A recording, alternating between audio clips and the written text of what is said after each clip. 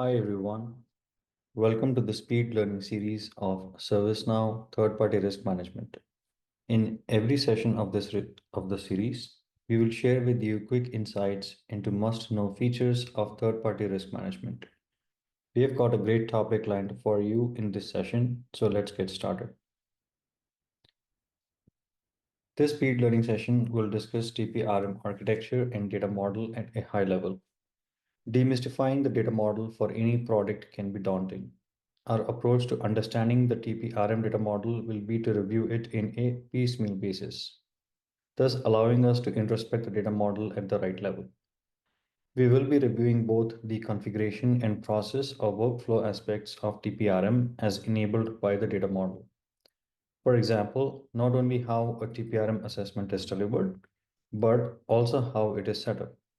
Therefore, our attempt is to cover both the aspects. The scope of this speed learning session is to provide you with a walkthrough of the data model, not the feature or functionality related to it. For example, how TPRM scoring works, that won't be covered here. There are separate speed learning sessions dedicated to help you scale on the feature and functionality.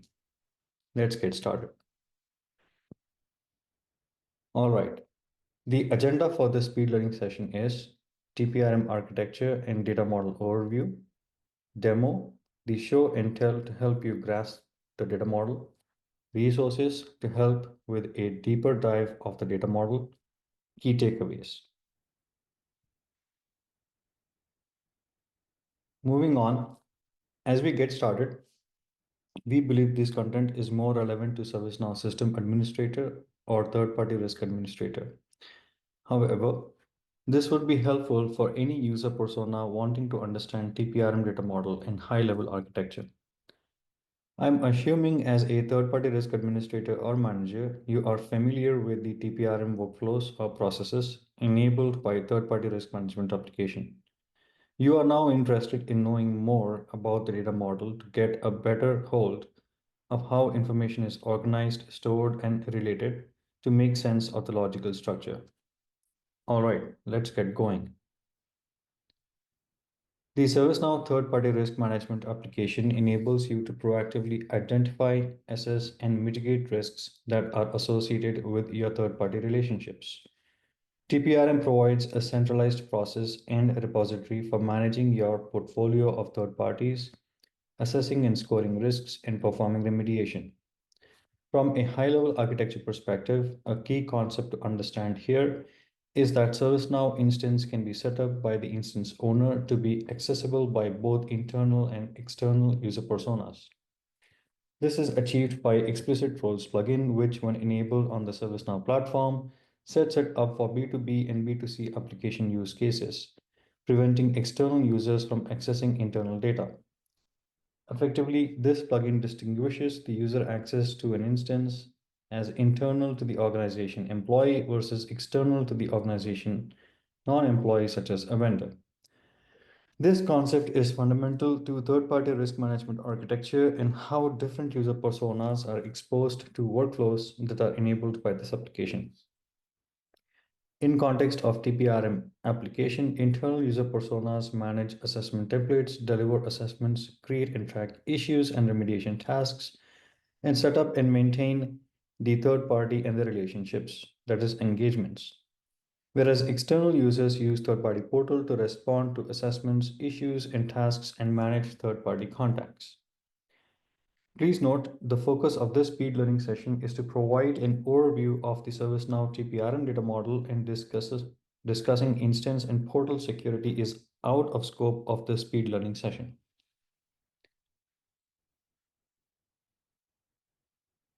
All right, we will now begin reviewing the TPRM data model. I'd like to make a really important point upfront. There are several application scopes that make up ServiceNow third-party risk management application. For the Vancouver release, ServiceNow renamed the vendor risk management application to third-party risk management. Although the application was renamed, ServiceNow did not change the underlying technical component names. So many components continue to begin with SN underscore VDR underscore risk underscore ASMT prefix in the data model. In the ServiceNow platform, Application scoping protects applications by encapsulating and protecting their data and functionality, preventing interference from other applications, including the global scope. Therefore, scoped applications provide an additional layer of control over interactions with other applications. The main scoped applications for TPRM are third-party risk management and third-party risk due diligence. In addition to the components in the scope of third-party risk management and third-party risk due diligence, working with TPRM involves components in the following scopes: GRC vendor portal, GRC vendor risk management workspace, common core, common vendor core, vendor management workspace UI components, and GRC SIG questionnaire integration. TPRM does not integrate with feature and functionality. TPRM does integrate with feature and functionality with applications in other integrated risk management scopes, such as policy and compliance for reinforcing third-party risk compliance to policies and regulatory requirements the organization has adopted. While these applications in purple enable the mechanics of interaction with third-party risk management application, the core workflows, processes, data are enabled by third-party risk management and third-party risk due diligence applications. Our focus as we introspect the data model will be from data and workflow process perspective, which requires us to investigate tables and relationships in the third-party risk management and third-party risk due diligence applications. We will intentionally keep many-to-many relationships out of the visuals and discussions so the visuals do not become too busy. It is an assumption that as you investigate the data model, you will pick up on the many-to-many relationships along the way. All right, let's get started.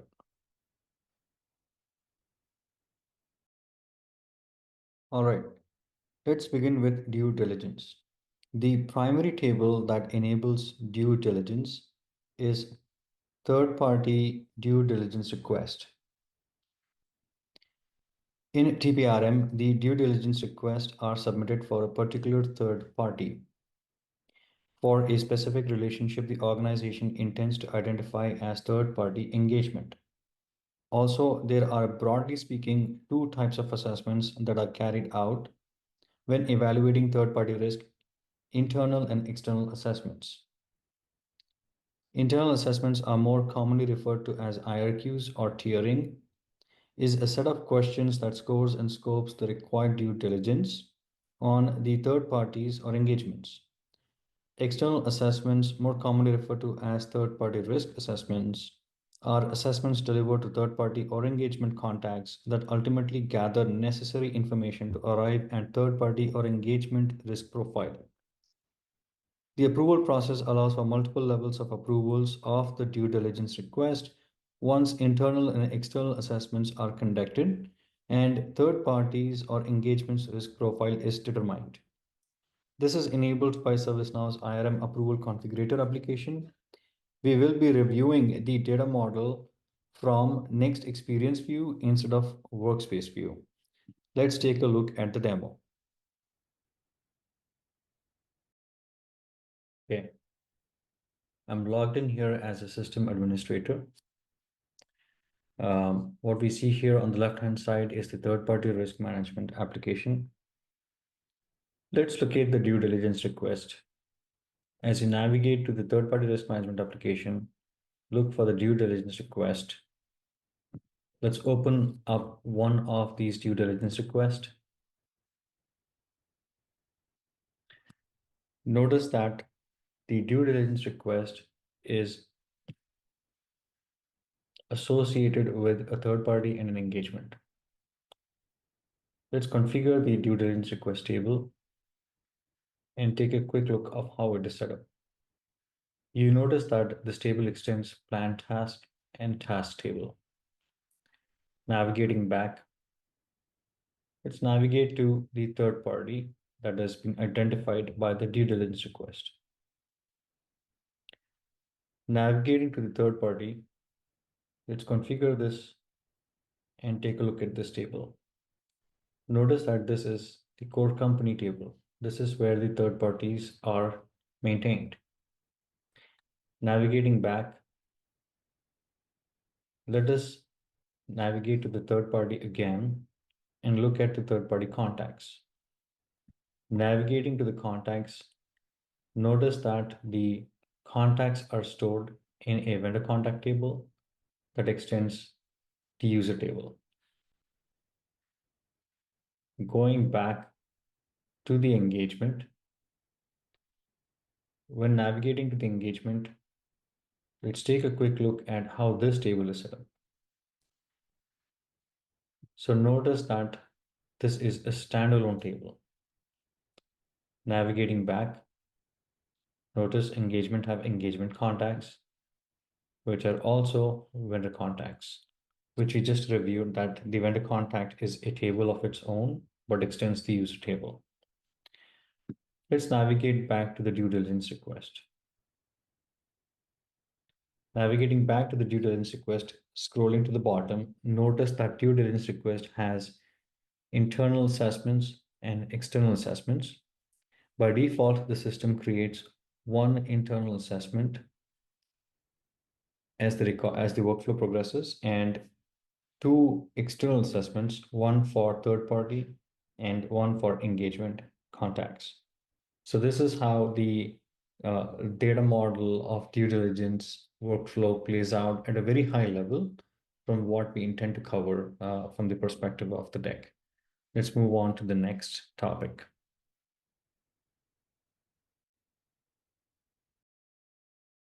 Okay, now that we have double-clicked into the due diligence aspects in the TPRM data model, let us take this step further. What we did not really highlight in the previous slide is the tiering assessment. So let's talk about it briefly. Tiering assessment is a type of internal assessment that predates TPRM and has originally been included in vendor risk. Vendor risk product has been upgraded to third-party risk management starting in the Vancouver release. For our purposes, risk tiering is a legacy process enabled by tiering assessment, and customers adopting TPRM do not really need to perform this type of assessment. Instead, use the IRQ process in the vendor management workspace. Customers moving from vendor risk to third-party risk, we encourage converting your tiering assessments to IRQ assessments. Point to be noted here is that internal assessments, IRQs, extend the tiering assessment table.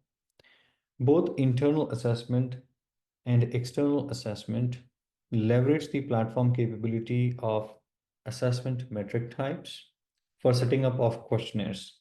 The questions are grouped into categories, and questions themselves are referred to as metrics. Similarly, document request utilizes the same assessment metric type capability. Assessment template table offers ability to standardize the external assessments by pre-tagging questionnaires and document request to be sent to third-party or engagement contacts. When set up, assessment templates reduce burden on the TPRM admin or manager to determine which questionnaires and document requests to be sent. Take a note here. At the time of this recording, TPRM is still using classic assessments, and in the near future will enable smart assessment engine for configuring both internal and external questionnaires and document request and triggering assessments. Okay, let's take a look at the demo.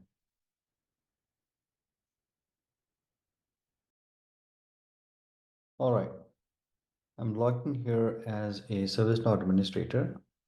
We have a due diligence request up on the screen. Let's navigate to the internal risk assessments or simply internal assessments and review it. So the internal assessment table extends the tiering assessment as we reviewed earlier. The tiering assessment table extends the plan task and the task table. So with that, let's navigate back. Navigating back to the internal assessment, notice that internal assessment consists of one or many questionnaires. This questionnaire itself is an assessment metric type, which is the classic assessments. Navigating back to the due diligence request, let's investigate the external assessments. The external assessments, they extend the plan task table, which extends the task table. Navigating back to the external assessment, again, they contain one or many questionnaires, as we can see. The questionnaires themselves are um, the questionnaires themselves are the assessment metric type. With that, let's navigate back to the due diligence request, or stay here for the moment. Next, we'll take a quick look at where the internal assessments are set up, both the IRQs and the tiering questionnaires.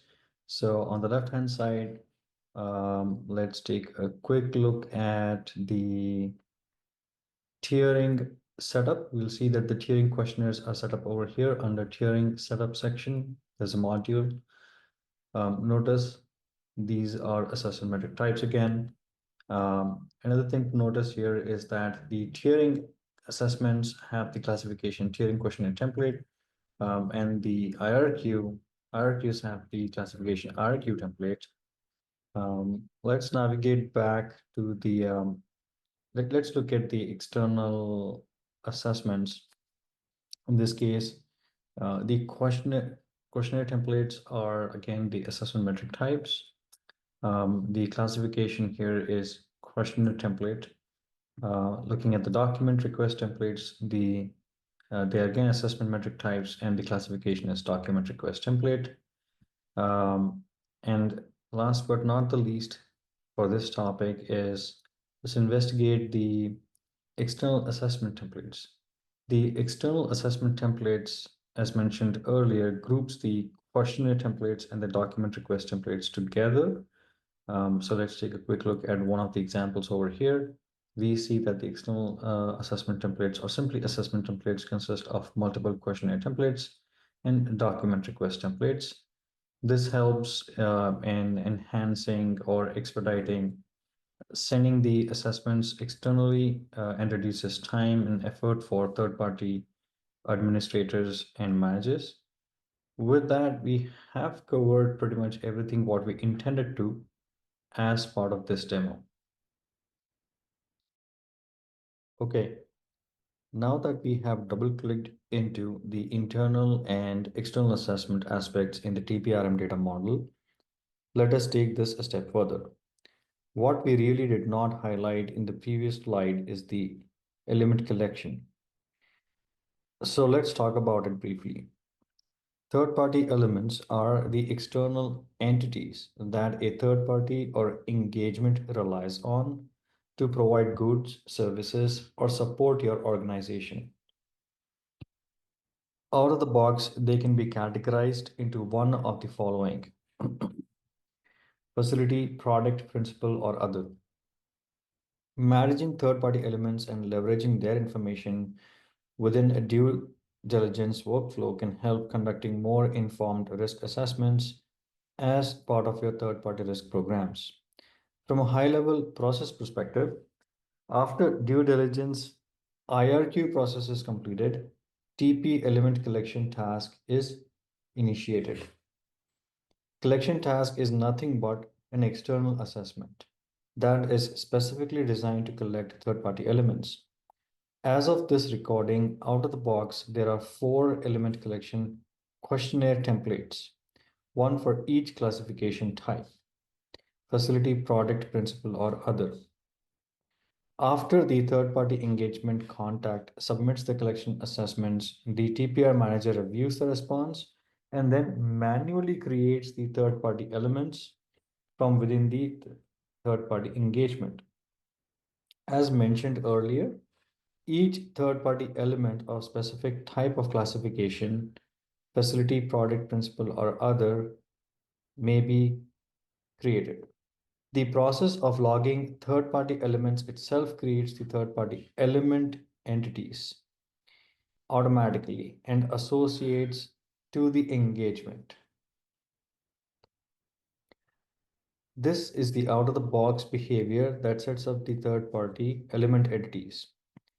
Note, the third-party element entities can also be accessed from the due diligence request. Let's take a look at the demo. Okay, I'm logged in as a system administrator. We are looking at a due diligence request on the screen. Let's scroll to the bottom here and let's look at the collection task. So this collection task was sent as part of this due diligence request progressing in the TP element collection state. So notice that this collection start is nothing but an external assessment, third-party risk assessment. Taking a quick look at the questionnaires that are associated with this external assessment are element facility general information collection sample and product information collection sample. Out of the box, ServiceNow provides a few questionnaire templates that can be used for element collection.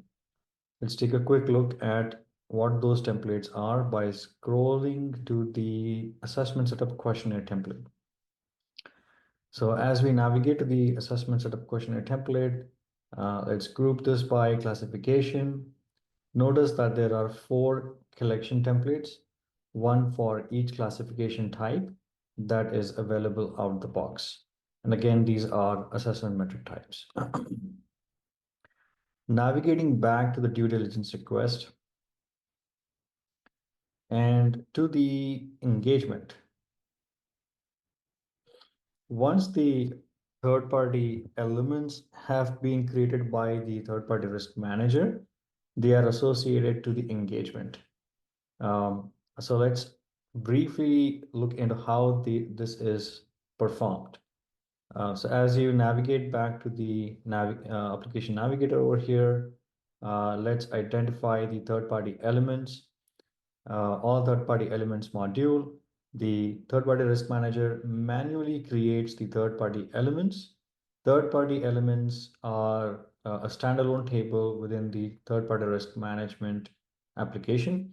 So all these third-party elements have been created as part of a assessment response and the classifications of type product.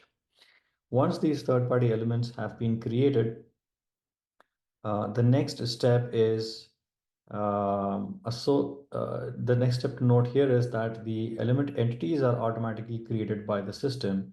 So these entities are the entities from the integrated risk management product. So like this is the GRC entity, if you will. Notice that the class of this third-party element that has been created as an entity is third-party element. That is an important point to note. Another few notes here about classification. These are the 4 classifications available out of the box for third-party elements. And once the entities are associated with the engagements, those are accessible here in the engagement entities module. So going back to the engagement request, navigating back a few steps here, and going back to the engagement request, the third-party risk manager may have associated these entities to the engagement. Now with that, navigating back to the due diligence, notice that the element entities are also accessible to the due diligence request as well. So the conclusion here is that the elements can be collected in terms of an assessment response. Then the elements can be created by the third-party risk manager using the third-party elements modules. And then the elements can be associated after the entities have been created. The elements can be associated to the engagement and they also roll up to the due diligence request. So with that, that wraps up the demo for element collection.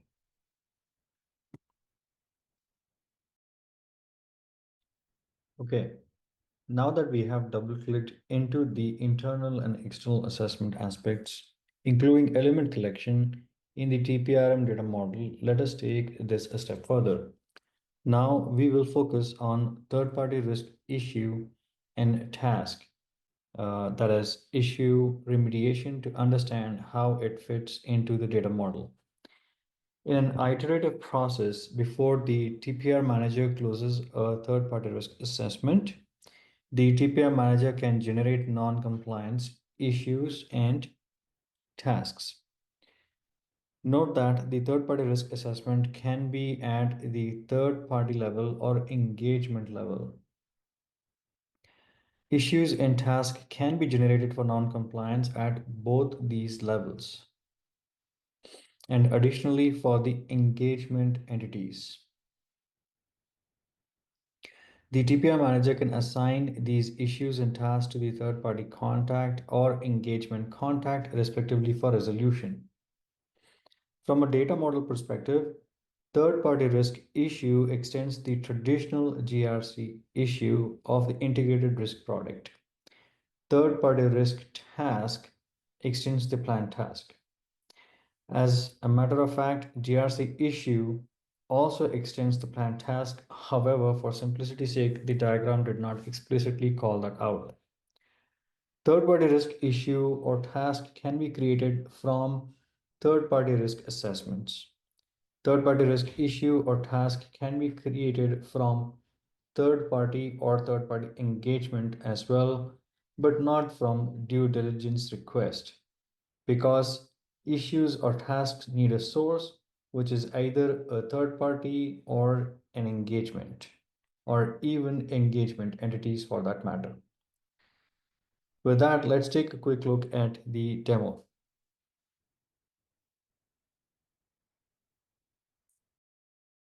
Okay, I'm logged in here as a third-party risk manager, reviewing a due diligence request. Scrolling to the bottom, I see two third-party risk assessments, one for the third party and the other for the engagement. Navigating to the third-party risk assessment for that is applied to the third party, I notice there is one issue and one task created. Navigating back to the one that has been created for engagement, I notice this also has an issue and it has created. So let's investigate the third-party risk issue table. So looking at the table configuration, navigating to schema map, notice that the third-party risk issue extends the GRC issue table that extends plan task and task table, respectively. Navigating back to the third-party risk assessment and to the task, let's investigate the third-party risk task. So the third-party risk tasks here extend the plan task and the task table. Navigating back again to the due diligence request, notice that the third-party record also provides access to the issues and tasks. Notice that the issues and tasks can be created from the third-party record as well as the third-party risk assessments that we just reviewed. So by clicking new, the third-party risk manager is able to create them and associate them to the third party or engagement and entity, which we will see in a short bit. Navigating back to the due diligence request and to engagement, we are also able to access the issues and tasks from the engagement and able to create issues as well. In addition to that, let's take another due diligence request for a quick review. So the due diligence request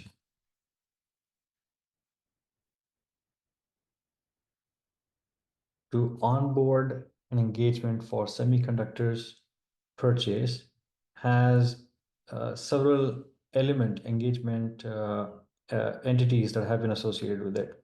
So navigating back to the engagement, if an issue were to be created for a specific entity, we can associate it to a specific element entity that has been created for this particular engagement.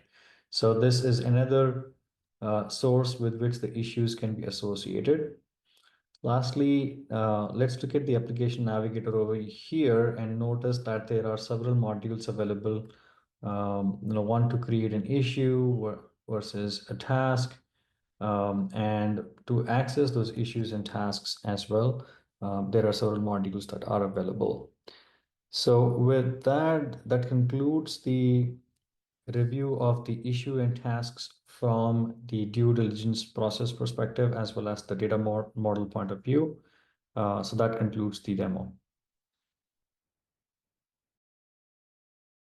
Okay, now that we have double clicked into the issue and task aspects of TPRM data model, let us take this a step further. Now we will focus on risk assessment automation to understand how it fits into the data model. Out of the box, there are several components that are available to automatically generate third-party risk assessments at the third-party or engagement level. Let us review each one of these components. To start with, provider-based submission rule encapsulates a set of conditions and actions that creates a third-party risk assessment when the conditions are met. The action might also create issues or tasks or email as part of the rule. The provider-based submission rule takes advantage of assessment templates and platform templates to trigger issues and tasks as part of the risk assessments.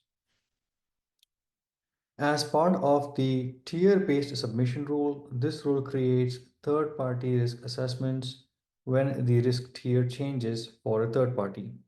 The rule also takes advantage of assessment templates and platform templates for issues and tasks. As for the repeating assessments help trigger a third-party risk assessment on a schedule to regularly update third-party risk for a third party or engagement. They also take advantage of assessment templates. All these automation components generate external assessments without due diligence, but either for a third party or an engagement, and simply send questionnaires or document request for a third party or engagement contact. Moving on, the third-party risk due diligence workflow has introduced event-driven management rules. The event-driven management rules help achieve broadly two sets of outcomes based on how they are set up. They are called event-driven because they run based on conditions of third party or engagement, depending on what they apply to, and you can initiate external assessments without due diligence and send questionnaire and document request for a third party engagement. You can alternatively generate due diligence request for reassessments or offboarding with event-driven management rules. You cannot initiate onboarding due diligence request though. This process directly moves the due diligence request to the argue stage as there isn't a need for TPRM manager to review and move it ahead. Let's take a look at how this data model plays out in the system. Okay, I'm logged into the system as a system administrator. Let's take a look at the provider-based assessment rules. So scrolling down to the bottom around the assessment submission rules, let's navigate to provider-based submission rules in the third-party risk management application. Opening a provider-based submission rule, notice that this rule can be triggered for third parties only. Okay, the rule actions create assessment issues, tasks, and even send an email. They leverage assessment templates, issue templates, and task templates, and can assign them to a recipient. Navigating back to the tier-based submission rule, the tier-based submission rule also apply to a third party and take advantage of an assessment template. They submit the assessment to the third party when the tier changes and is identified by the tier that is selected here in the rule. Next, moving on to repeating assessments. Repeating assessments differ slightly in that they can be applied to either a third party or an engagement.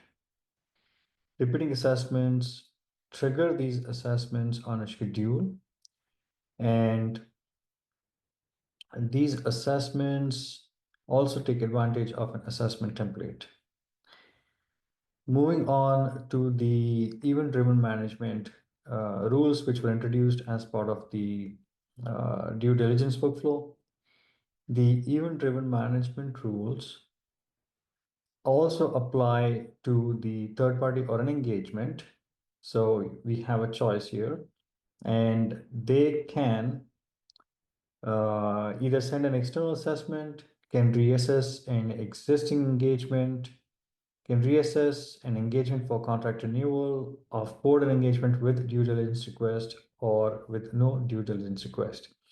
So they can be, they can directly create third-party risk assessments, or they can create a due diligence request to trigger the assessments. Um, in terms of the scheduling, there are different run options that allow you to trigger a event-driven management rule. So with that, the one more point to make here is that the event-driven management rules to maintain a event-driven management history for every run, and you're able to track the state. So with that, we have reviewed the automation capabilities at a higher level and also understood how this data model is fits within the overall third-party risk management data model. Okay, now that we have double-clicked into the risk assessments automation aspects in the TPRM data model, let us take this a step further. Now we will focus on risk intelligence to understand how this fits into the data model. Risk intelligence providers offer services that are like personal credit scoring systems, delivering data that helps organizations assess third parties. Broadly speaking, there are two major steps to enable risk intelligence. Step one, risk intelligence providers to integrate provider scores must be set up. Step two, obtain the provider risk scores for the third party. On the left-hand side, what we see are the tables that are involved in the setup process and securing the risk intelligence scores. On the right-hand side, we see that the risk intelligence request types and request reports help raise a request to obtain the risk intelligence scores from the risk intelligence providers and then are associated back to the third party. Let's take a quick look in the system how this works out from a data model perspective. Okay, I'm logged in the instance as a system administrator. Let's navigate to third-party risk management application risk intelligence provider setup. Let's navigate to the providers here. There are several providers that we can see here, like Bidside, Enteros, etc. Let's open up the Enteros record. So notice that for the Enteros, we have several risk intelligence provider services that are set up here. One for financial risk and the other for overall risk. As we navigate further into one of these provider services, we notice that this is this also displays a related list of risk intelligence scores and risk intelligence subfactors. as the scores are obtained for the third party. And the sub-factors is a further breakdown of the same scores for the third party, where in this case for financial risk, the scores are a further breakdown in terms of credit risk and fraud detection. With that, let's also review some of these modules that provide access. So provider services provides access to the provider services of these providers, and the scores module provides access to the scores, and sub-factors provide access to the sub-factors of the scores that have been secured for the third parties for different provider services. So so the providers and the provider services are the main set of components here. And as the scores and the sub-factors are obtained from these providers and provider services, then those are populated and maintained in these respective tables. The relationship is pretty straightforward. We can see that for a specific provider, there are many intelligence provider services, and for a specific intelligence provider services, there could be more than one intelligence core and several sub-factors as well. So that's how the relationship is. In terms of report request help raise a request for a third party for a specific request type, and request types are pretty much configurable to what you want. So to raise a request from a provider for a specific third party to secure risk intelligence scores for the third party. In addition, one more point to be noted here is that the report request can be raised from within the third party. So we can see here risk intelligence report request can be raised from within the third party record, as well as the same can be raised from within the due diligence record. So one or more requests can be raised from within the third party or the due diligence record. So with that, we can wrap up stating that both from third party or due diligence request, the risk intelligence report request can be raised by the third party risk managers or admins. So that concludes our demo, and we'll move on to the next topic.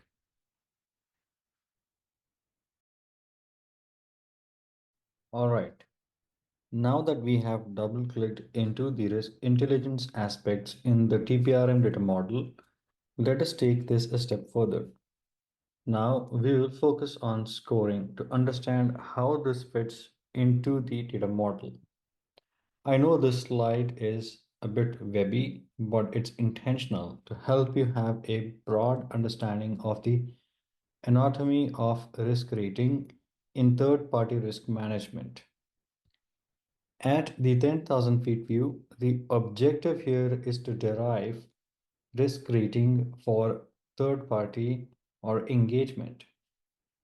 For the third party or subsidiaries, children of third party, the crucial components that contribute to its risk rating include rating from external assessments, or more specifically, third party risk assessments, VRAs, rating from engagements, rating from subsidiaries, child third parties, rating from risk intelligence, also known as external monitoring.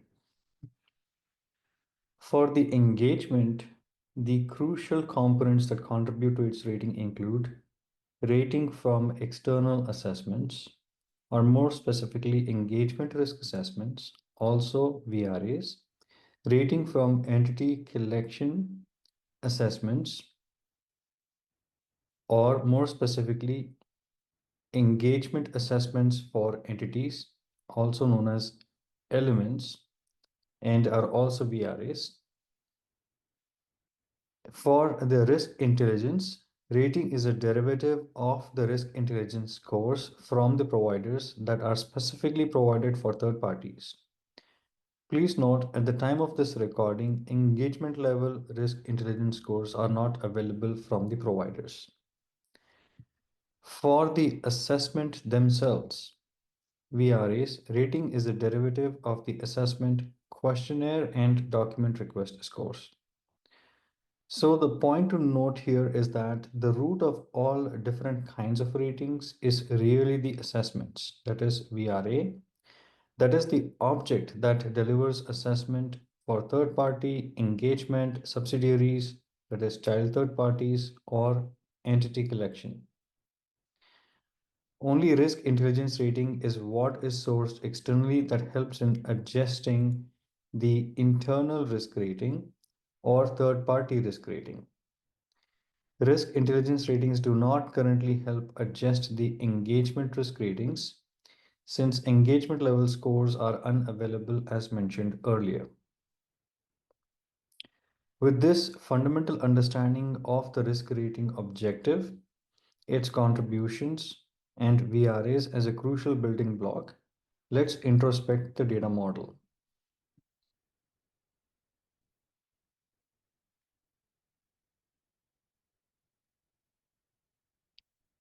Now we will focus on scoring to understand how it fits into the data model. I know this is a very busy slide. No worries, let's divide and conquer the scoring data model. Again, we will keep our understanding of how scoring works at a high level, sufficient enough to grasp the data model, and there will be a separate speed learning session dedicated entirely to how scoring works. At a 10,000 feet view, the objective here is to derive a risk rating for third party and engagement. Broadly speaking, there is metadata to the entire scoring framework. That includes tiering setup or scale and assessment setup or scales. And there are configurations that are the brains behind the risk scoring. In the application, they are referred to as scoring rules, like third-party risk scoring rule or engagement risk scoring rule. Scoring rules must be configured for third-party and engagement. Out of the box, TPRM application provides the scoring rules that you can leverage. The scoring rules themselves are built by criterias, areas, components, and their respective definitions. Results. These are the behind the scene tables that store all the data from the assessments. Be it simply VRAs, that is third party risk assessments, or third party level assessments, engagement level risk assessments, element collection assessments. Ultimately, results reside in one of these tables. And the risk rating bubbles up to the third party in engagement as the results aggregate by risk scoring rules. That's the scoring data model for you. On a separate note, notice that the risk intelligence is explicitly kept out of the visual in an already busy slide. However, know that that is inclusive to deriving the ratings. Let's take a quick tour of the data model to wrap up. All right. I'm logged into the instance as a system administrator. Let's review the data model for scoring. We're going to review it from the perspectives of setup, results table, and configurations. So to begin with, let us scroll down to tier setup in the third-party risk management application. So risk tier rating scale is one of the setup tables.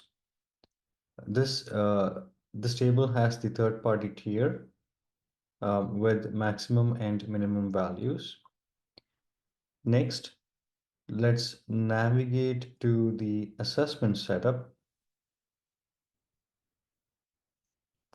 The assessment setup has risk rating scale, very similar to the tiering setup that we just reviewed. So it has the risk rating, minimum and maximum values. And then there is the business service rating scales table that captures the possible business criticalities along with the weights, and issue risk rating scale, again with the rating values with the minimum and maximum value ranges. There are a few other tables which belong to the setup that you may need to navigate explicitly by type ahead in the navigator. Example, third-party internal rating or tiering scale, which is meant for the IRQs, and risk rating scale that facilitates score mapping and essentially tracks the assessment level mapping. Please review the deck to get to the table names and navigate to them. Now let's take a tour of the results tables to review the nature of data residing in those tables. Again, these are behind the scene tables and the scoring engine utilizes them for accessing the results and computing the ratings and are not directly accessible through the application modules. Although when investigating the ratings, you ultimately will navigate to them. So let's take a quick look at those tables. To start with, assessment level rating, assessment level risk rating table. So this table maintains the assessment level risk ratings. Notice that you also have a dissection of these ratings by the third-party risk area. The next is the third-party component level risk rating. So when it comes to third-party component level risk rating, you would see risk ratings for third parties by components. So you can group by the components and notice that these are some of the components. These are fixed components in the third-party risk management module. Engagements, risk intelligence, subsidiaries in third-party risk assessments, as we reviewed. Next is the third-party area level rating. So the focus of this table is to maintain the risk ratings for third parties by third-party risk areas. Also note that this tracks the components because you want to know what components are contributing to these third-party risk area ratings. So that's really the intent. Next is the engagement level risk rating. So let's navigate to that. So in the engagement level risk rating, you will notice the risk ratings are for the engagements by third-party risk areas. And last but not the least uh, of the results table is the engagement component level risk rating. Okay, this table happens to be empty in the instance I have, but really the intent of this is for tracking the engagement risk rating by the components, and the components can be the third-party risk assessments themselves at the engagement level, or the components from the element collection, which is basically by the classification of the elements and the third-party risk assessments at the element level. So those are the two broad components that are captured when it comes to the engagement component level risk ratings. Okay, with that, let's quickly navigate through the scoring setup there are a few scoring setup tables that we need to navigate to, and then we'll just look at the third-party risk scoring rule and engagement risk scoring rule to wrap up. So these are the risk domains or the risk area definitions. Again, the scoring method is also set here, whether it is average, minimum, maximum, and so on and so forth. Then the risk domain criterias are captured in this table. The third-party component definitions are managed in this table, and the third-party component criterias are captured in this table. The engagement components in the engagement component definitions, engagement component criteria in the engagement component criteria table, and engagement risk scoring rule, engagement, yeah. So that pretty much are the main tables from a scoring setup perspective. Now let's take a quick look at the scoring rules, which is the brain behind all of the scoring. So the third-party risk scoring rules, let's take one of these, has leverages the third-party risk area criteria and the third-party risk component criteria. So if you drill down into the third-party risk area criteria, you will see that the area criteria consist of several third-party risk areas, which is what we reviewed under risk domains. Now, navigating back, the third-party risk component criteria consist of several third-party components, which we reviewed here when reviewing the scoring setup. And these components dictate the scoring method.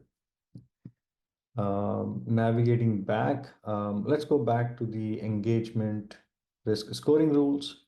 So as far as the engagement risk scoring rules are concerned, they leverage the third-party risk area criteria because they also provide the engagement risk rating by the areas. So they leverage the third-party risk area criteria for that purpose, which includes several third-party risk areas. And then the engagement risk component criteria, again, as mentioned earlier, has broadly two components, which is one is the engagement risk assessments, and the other is the element classifications, right? Which are product, principal, facility, and other. Again, they also dictate the scoring methods.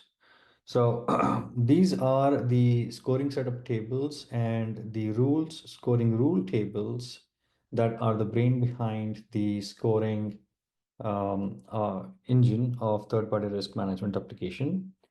That concludes the demo.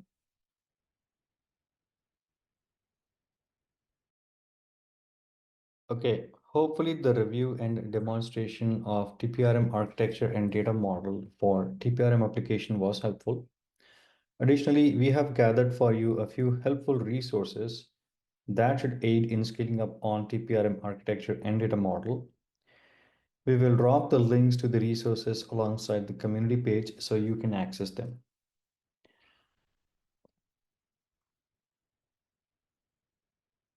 Okay, let's review the key takeaways. Laying strong data foundations is essential for success. So what's really important for us to understand here is, from a structure perspective, break down the data model to and divide and conquer. View the model through the process and feature lens is what we recommend. So it's easier to understand. Understand the table naming conventions, and we have included a resource for that. Understand table scopes and table extensions.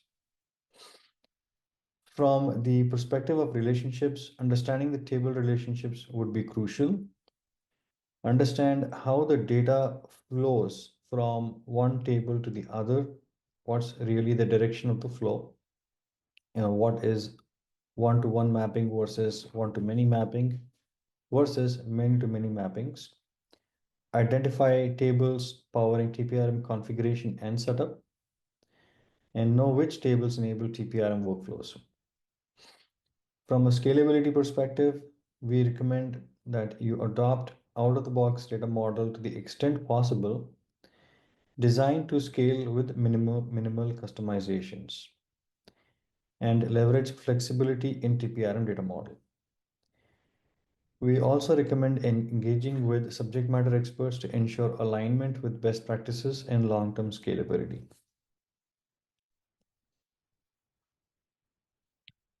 Thank you for watching. Hope this speed learning session has provided quick insights into architecture and data model of TPRM application.